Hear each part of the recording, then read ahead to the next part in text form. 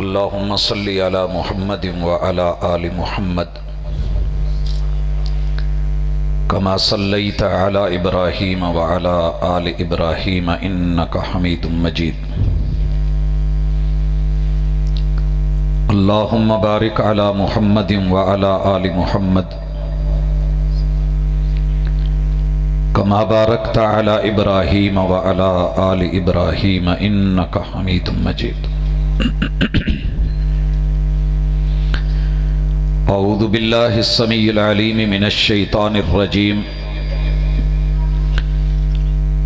رب اشرح لی صدری ویسر لی امری واحلل عقدۃ من لسانی یفقہوا قولی۔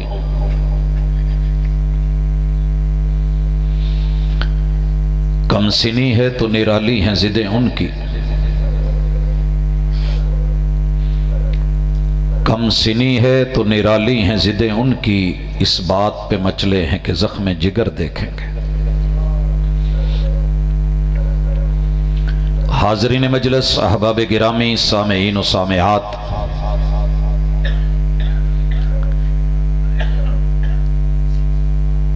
انسان نے سوال کیا ہے کہ رحمان کون ہے، اور بندے نے پوچھا ہے کہ اللہ کون ہے۔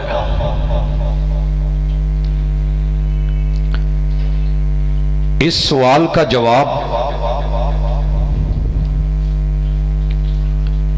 جب میں نے خود رحمان سے پوچھا تو جواب آیا الرحمن علم القرآن خلق الانسان۔ یہ پوچھتے ہو کہ اللہ کون ہے، تو جواب یہ ہے کہ تمہارا اللہ رحمان ہے، اور رحمان وہ ہے کہ جس نے قرآن سکھایا ہے، جس نے قرآن سکھایا ہے، انسان کو بنایا ہے۔ 150 مفسرین سارے مذاہب و مسالک کے مل کے سورہ الرحمن کی پہلی 3 آیتوں پہ رک گئے، قلم پکڑے، لکھا، پھر بیٹھے، سوچا، زندگیاں بیت گئیں کہ ترتیب تو یہ ہونی چاہیے تھی کہ رحمان وہ ہے کہ جس نے انسان کو بنایا اور قرآن سکھایا، مگر رحمان کہہ رہا ہے اپنے تعارف میں کہ رحمان وہ ہے جس نے قرآن سکھایا اور انسان کو بنایا۔ پتہ جواب کیا ہے؟ سارے مل بیٹھ کے ایک بات پہ اکٹھے ہو گئے اور کہنے لگے، جو انہوں نے جواب دیا وہ جواب سننے سے پہلے پنجاب کا یہ جملہ سنیے۔ میری عمر 16 سال تھی جب میں فیصل آباد میں آیا۔ 1.25 لاکھ ظاہری 1.25 لاکھ باطنی بزرگوں کی درباروں پہ مزاروں پہ زندگی گزری تھی،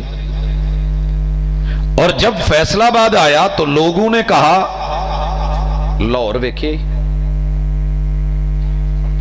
میں نے کہا نہیں۔ کہنے لگے پھر تو جمیا ہی نہیں۔ آپ کے بھی کہتے ہوں گے جنہیں لاہور نہیں ویکھیا ہو جمیا نہیں۔ بعد میں ایک وقت آیا، شہر دیکھا، لاہور دیکھا، لوگوں کا مقولہ سنا،